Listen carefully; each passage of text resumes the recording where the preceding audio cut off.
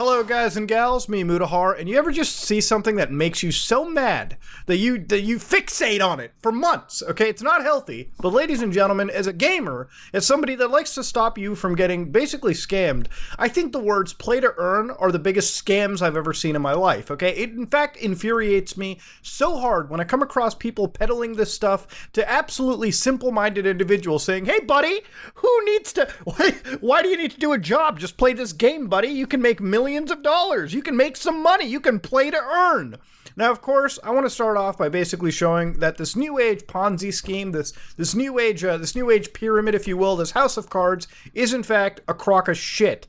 Now, of course, months ago, I covered something known as Earth 2. I think it's something that I talked about. I like to think that Coffee even covered it at some point, though I'm not sure. And I know that Charlie definitely covered it for sure, too. Like, I believe at a time on TikTok, me, him, and a few other people were basically being used as, like, endorsements, even though that I have never said anything positive about Earth 2. Now, of course, nothing in here I'm going to outright say is a scam because I'm not here to defame anything like this. Look, every single project on the internet has a chance to blossom into something beautiful and fruitful. Except in this case, I'd rather bet my testicles that it'll never happen. Now, of course, ladies and gentlemen, this in fact is not a scrotum, you know, Earth-shaped. This is Earth 2. Now, of course, they're currently opening the Northern Mariana Islands for you to buy. Now, as a quick recap, Earth 2 is a place for you to buy metaverses, or land, rather, on Earth 2. Now, what is virtual land? Let's talk about the reality here, okay? There's two types of land these days, real and virtual. Now, of course, real land is all the way out there, okay? Now, land in reality, there's no new land that really forms, right? And before you go, but Nuda, what about tectonic plates? Okay, let's be real here, okay? Land that exists on Earth as of today, all right, is land that's basically going to be there until the end of our planet. And of course, when you buy land, you buy a physical point on the actual world, right? Now, of course, there's things like eminent domain, governments can have certain rights. Again, I'm not trying to get into the whole, exterior arguments of it. You can buy claims on real land. Now, of course, real land has actual value based on what goes on around it. For instance, land in Southern California will always be worth more than land in the middle of nowhere like, Nebraska, simply because there's actual things going on near that land. There's a reason why people need to go to Southern California, whether it be for work, leisure, or to live amongst other people, versus like an empty stretch of land where there's just not much going on. Again, no disrespect to Nebraskans. I'm just using these as examples. Now, when it comes to virtual land, all right, this is the new age these days. Now, virtual land is sold on metaverses, which are different universes to our own. Now, you can make an infinite amount of metaverses. All it takes is a server and a few server racks and a few systems running, and that's pretty much how it is. You can make an infinite amount of land. Hey, am I out of virtual land? Oh, hell no, don't worry, buddy. We'll just print 30,000 more plots so people can buy them. Of course, there's plenty of companies in this entire mix right now making millions, if not up to billions of dollars, just selling people virtual land. And even for the people buying it, there's no winners, because if you look at some of these sales, initially when this one plot of land that I just found randomly was purchased was $12,000. Now, after months have passed, it's worth around $3,000. So realistically, anybody buying into this is getting played as well. Now, to go back to Earth 2 as an example, this land over here, immediately when you buy it, it immediately throws you into California, right?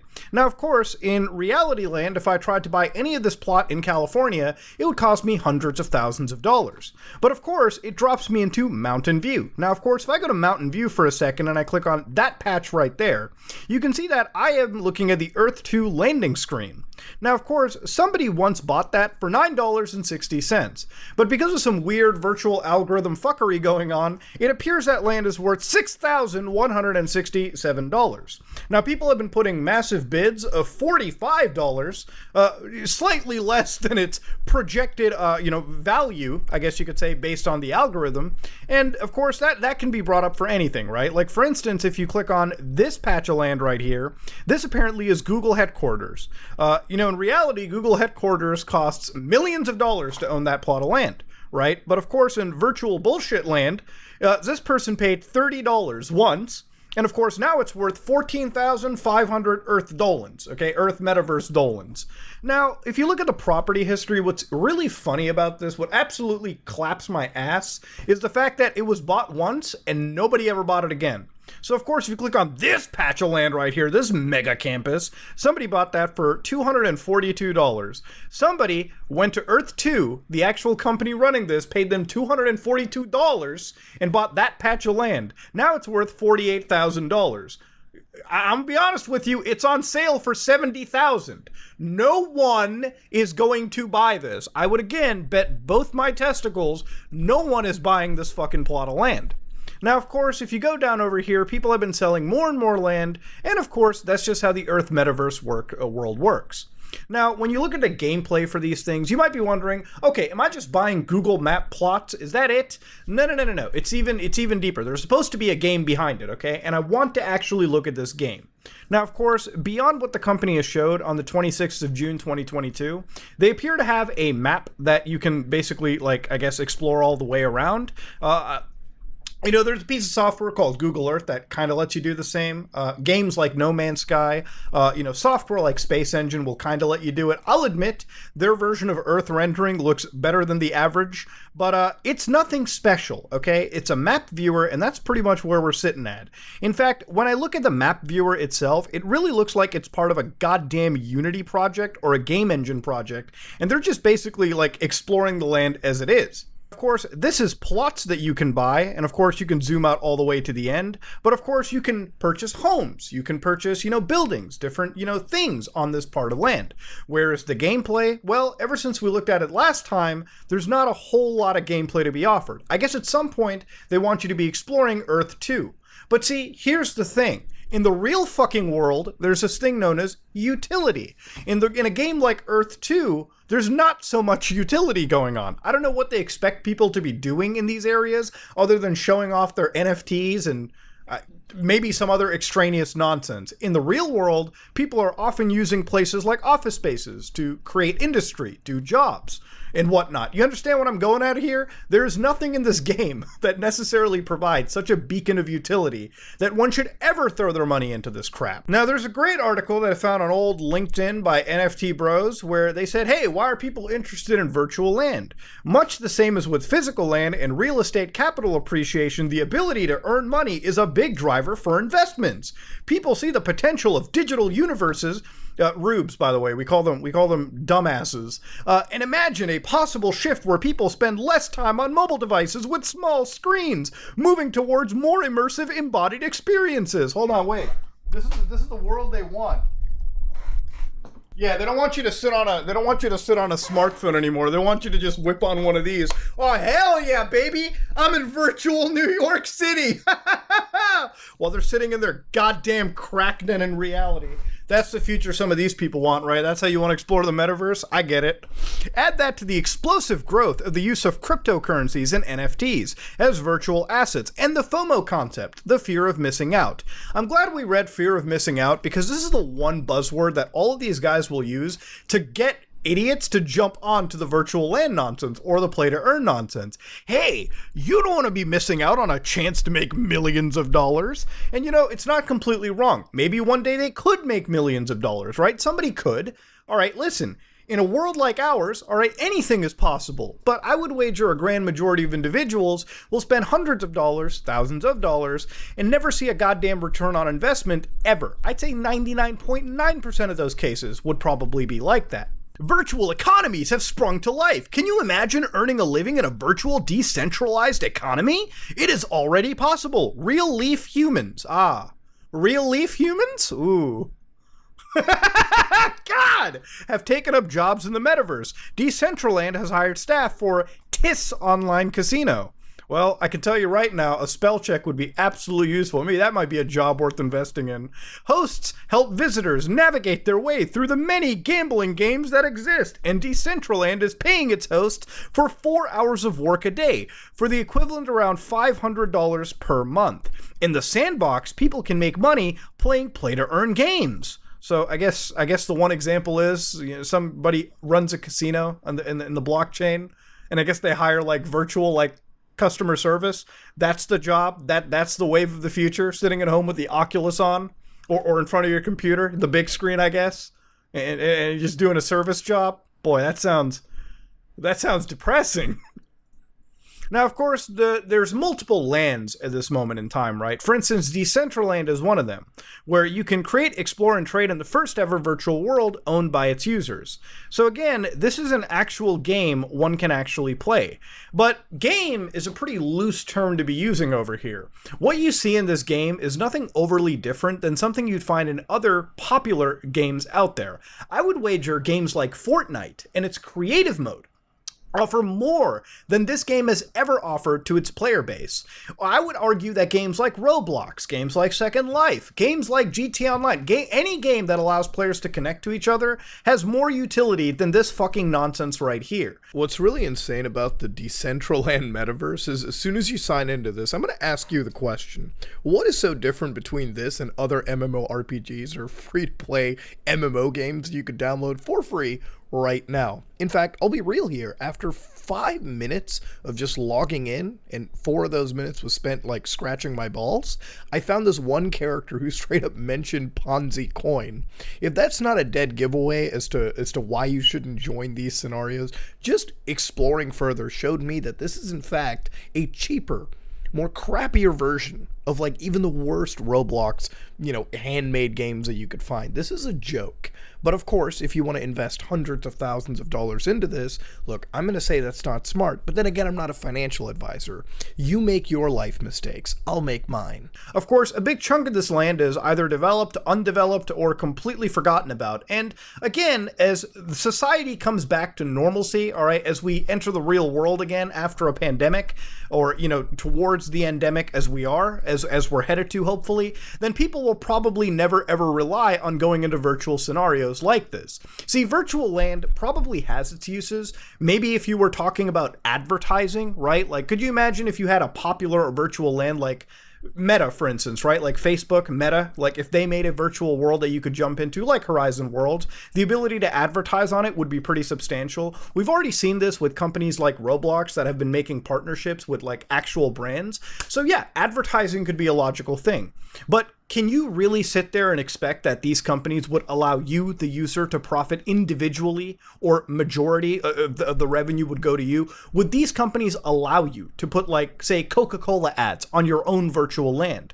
Brother, they own the universe, okay? If they want to just cut you out, what's stopping them from printing their own fucking land? What's stopping them from printing their own section of the metaverse and aggregating any attention towards that, just so they can make more of the advertising sales or actually capitalize on the virtual land for themselves? Why do you have such faith that these companies are going to actually put their money back into you? For them, having a larger player base, having more eyes on them, allows them to aggregate to their primary interests even more.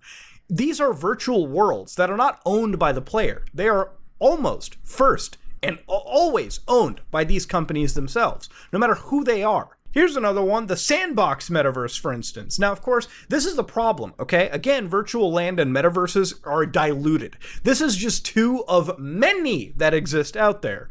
What separates this and Decentraland, of course, is these are actually, I guess, playable experiences. Play, create, and earn. Again, the whole buzzword over here. You can create, build, own, monetize on the Ethereum blockchain.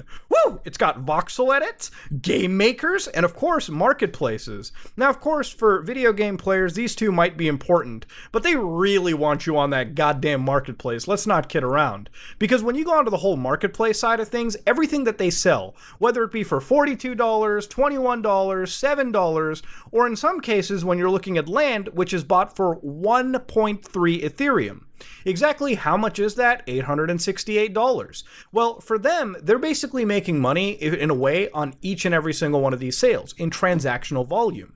See, if you own the house, if you own the entire building, then you're making money off of the transactional revenue that goes on in your house. We've seen it with other games, even games that weren't into cryptocurrencies. Games like the Diablo 3 auction house, for instance, where for Blizzard, the best part was not the people selling the whole thing, it was them making a slice off of every sale or activity to ever happen.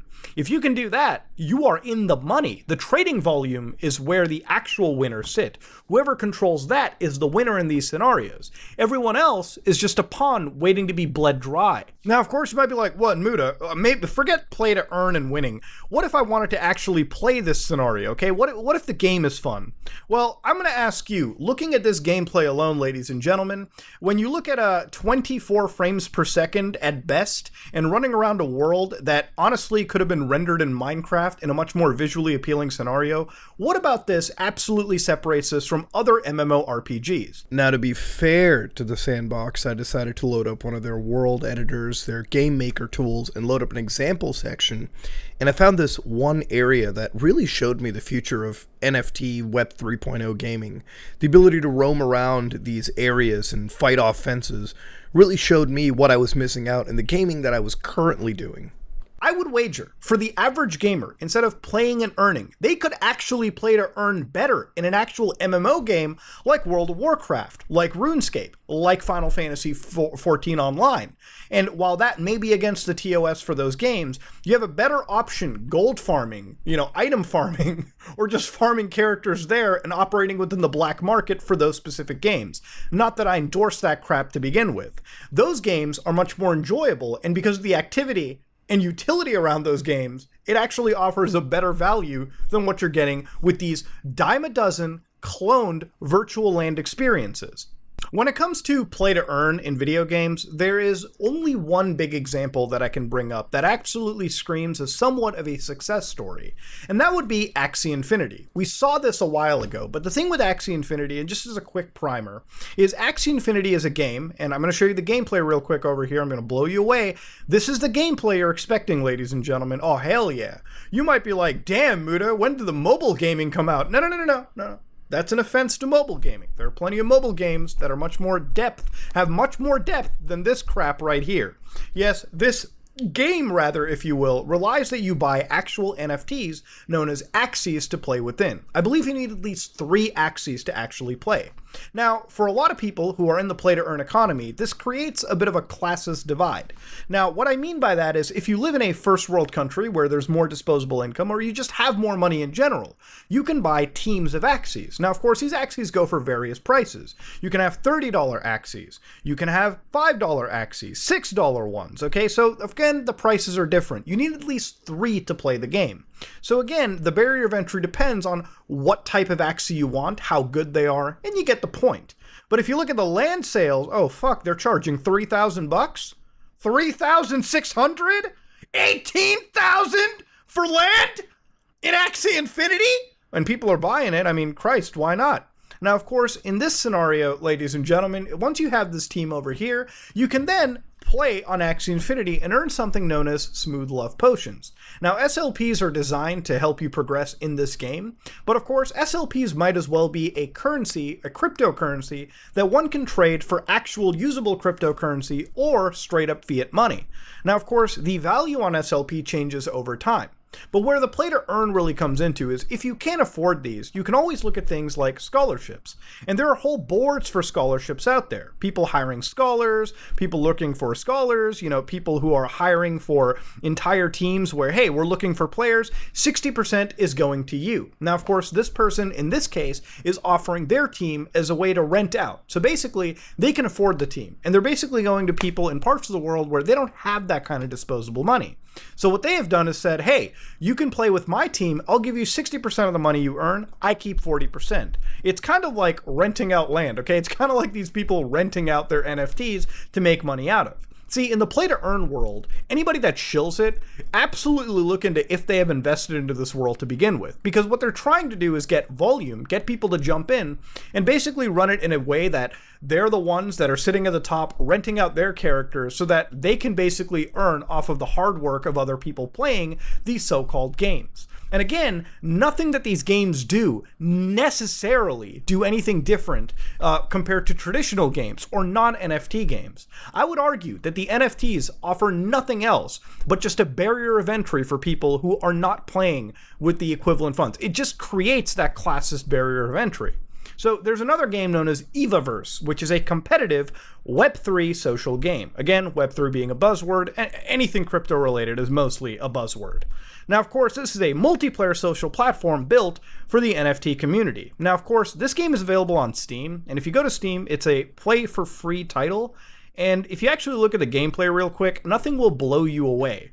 Right now over here, you can see the Grand Prix is happening. So they're basically playing a racing game. How this is different from any other racing game that's non-NFT is unknown. What I'm trying to get at is what they've done is they found a way to sell you the hoverboard. You got to buy those hoverboards if you want to bring them into the world of the Evaverse, or these metaverses, if you will. Now, of course, if you look at the hoverboard, for instance, the pricing alone should disgust you. In a game as simple as this, one of these hoverboards can be something to the range of $64. But of course, let's see if we can find something that's actually, low to high. Actually, wait, no, the $64 was the lowest thing. Jesus Christ. What about high to low? Let's actually see what the most expensive one is. See that golden one right there? Oh, that should get your dick hard. That should get your dick hard to the point where you're paying 5 racks on it. So again, if you thought this little cosmetic item was important in your video game, in your NFT video game, you better pony up 5 racks. Now, of course, cosmetic items are not new in video games. Key difference is between Web3 games is when I'm buying a skin in another game, it'll probably be maximum of like $20, $25 if we're being really egregious, versus NFT games where you're paying $5,000. But one would say, Muda, that is playing to earn. What if I got that board and I'm just selling it? Basically, I earned $5,000 or $4,000, whatever my return is. The point of this being is that what you're effectively doing is monetizing the entire side of these cosmetics so that you can sit there and basically invest early and sell it on to a bunch of dumb, innocent looking rubes who jump into this stuff without any idea of what they're putting their money towards. And now when they buy a $5,000 skateboard in a video game and they realize, oh shit, we can't sell this back, what you've effectively done is basically just... Now you might be like, but Muda, isn't that technically playing to earn? What if I bought that skateboard for $20 and I'm selling it to somebody for $5,000? Now, of course, I would say that maybe it's not morally wrong. Maybe it's not legally wrong, but ethically and morally, it's pretty fucked. Because at the end of the day, what you're doing is effectively finding somebody dumb enough to think that board is worth something, and you're basically selling them a $20 board for an extra $4,000 plus. And of course, if you can live with that, be my guest. But of course, nobody has ever answered the question that I pose, is what do these games do? What do these virtual lands do that you couldn't have already done in video games before? And what actual value does any of this crap provide? This is one of the biggest scams in the industry, and it's one that I'll always 1000% fight against. This is not the case of horse armor in Oblivion. This is the case of an entirely different group of investor bros who have jumped into one of our favorite hobbies and have basically found a way to sell buzzwords to boomers, zoomers, and all accounts, coomers, who have decided to jump into these games, and pump thousands of dollars into with the idea, the belief that they could be making actual salaries on these titles. Maybe that could be real for some, but for a grand majority of people, the reason why play to earn is a big house of cards, a big scam on the outside, is that in order to make this market sustainable, you have to have utility, which almost none of these games have any utility for any of their cryptocurrencies or projects. Nothing they do is different than any other metaverse or any other MMO that has come out before. But beyond utility, they constantly rely on new blood jumping in. See, if you're looking at a free-to-play game or a paid title, typically it revolves around you having a healthy player base. If you have, say, 100,000 players playing a free-to-play title, some of them are probably spending a few bucks every once in a while buying a cosmetic purchase, and that's what makes that line of gaming successful. But when you look at play to earn, you effectively bring in a group of people, they put in their money, they put in all of their cash, and of course, they're starting to earn actual money, or actual tokens in your video game. You constantly rely on new blood to jump in, putting actual money in, and hoping, at least for the players, that they can somewhat liquidize their actual earnings at some point in the game too, which may or may not happen. See, the thing with any of these titles is it just requires new blood to come into. It requires exponential growth in a market where there actually cannot be exponential growth. There has to be at some point where these markets eventually stop. Like if you start a metaverse and it's growing at like 100,000 players a day, eventually that growth tapers off. And when that growth tapers off, look at the economy of that world right there and then. It happened to many multiverses out there. There's plenty of multiverses that got attention, got a bunch of people to jump into, but when it came time to cash out or it came time to actually earn money onto it, because there was no more new blood jumping in, what's happening? I mean, we started this video off with Earth 2, and we saw all those points of land that were sold for $30, $60, $250. But without new players jumping in, new utility happening, how much of that land is actually sold? None. At least from what we saw. Ladies and gentlemen, virtual land is and always will be, for the most part, a fucking scam. And these Web3 NFT games are also a fucking scam. If you disagree, well, I'd like to hear your response in the comment section below. But this is me, Mutahar, and if you like what you saw, please like, comment, and subscribe. Dislike if you dislike it. I am out.